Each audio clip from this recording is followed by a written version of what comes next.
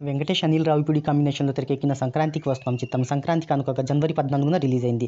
ఈ చిత్రం రిలీజ్ అయిన తొలి వారంలోనే 200 కోట్లకు పైగా వసూళ్లను సాధించి వెంకటేష్ కెరీర్లో అత్యధిక వసూలు సాధించిన చిత్రంగా నిలిచింది. ఈ చిత్రం 11వ రోజు కలెక్షన్లు తెలుసుకోబోయే ముందు ఒక చిన్న రిక్వెస్ట్, మన ఛానల్లోని వీడియోస్ చూసి నచ్చితే సబ్స్క్రైబ్ చేసి లైక్ కొట్టి షేర్ చేయండి. నటీనటులు, సాంకేతిక నిపుణుల రెమ్యునరేషన్తో, ప్రమోషన్ ఖర్చులతో అన్ని కలుపుకొని ఈ చిత్రాన్ని 80 కోట్ల రూపాయల బడ్జెట్తో వెంకటేశ్వర క్రియేషన్స్ బ్యానర్పై నిర్మాత దిల్ రాజు నిర్మించారు. ఈ చిత్రం ప్రీ రిలీజ్ బిజినెస్ విషయానికి వస్తే ఆంధ్ర, నైజాంలో 33 కోట్లు, ఇతర రాష్ట్రాలు ఓవర్సీస్తో కలిపి 9 కోట్ల రూపాయలు జరిగింది. అలా ప్రపంచవ్యాప్తంగా ఈ చిత్రానికి 42 కోట్ల ప్రీ రిలీజ్ బిజినెస్ జరిగింది. ఈ చిత్రం లాభాల్లోకి రావాలి అంటే 85 కోట్ల షేర్ను సాధించాలి. ఈ మూవీ 10 రోజుల్లోనూ 120 కోట్లకు పైగా షేర్ను సాధించి 78.38 కోట్ల లాభాలను తెచ్చి డబుల్ బ్లాక్ బాస్టర్గా నిలిచింది.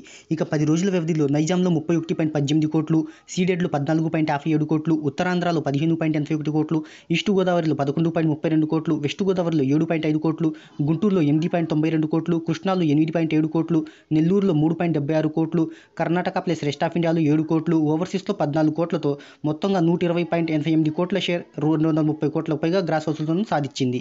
ఇక ఈ చిత్రం 11వ రోజు కలెక్షన్ల విషయానికి వస్తే ఉదయం మ్యాట్నీ ఆటలకు బుకింగ్స్ భారీగా డ్రాప్ అయ్యాయి. అయితే ఫస్ట్ షో, సెకండ్ షో నుంచి బుకింగ్స్ పెరిగే అవకాశాలు ఉన్నాయని ట్రేడ్ పండితులు భావిస్తున్నారు.